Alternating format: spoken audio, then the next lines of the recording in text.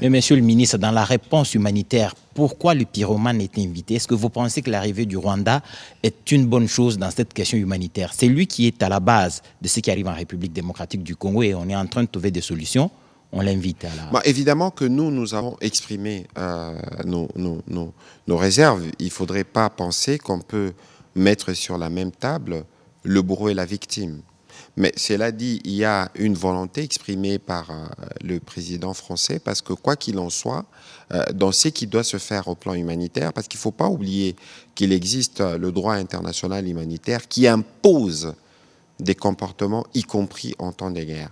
Et donc sûrement qu'il y aura des interactions de ces niveaux-là, et pour lequel il y a besoin pour le Rwanda, qui est excellent dans les tueries, puisse apporter une contribution, même moindre, dans tout ce qui sera dessiné comme effort humanitaire, du fait de la proximité. Si je voudrais rappeler que le président de la République dit souvent que nous n'avons pas, nous, des problèmes avec le peuple rwandais. Le problème, c'est les régimes rwandais. En mai 2021, il y a eu éruption du Nyiragongo.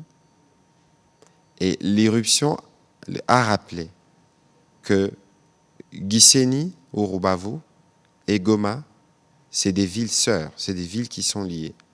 Et que lorsque ça brûle à gauche, ça brûle forcément à droite.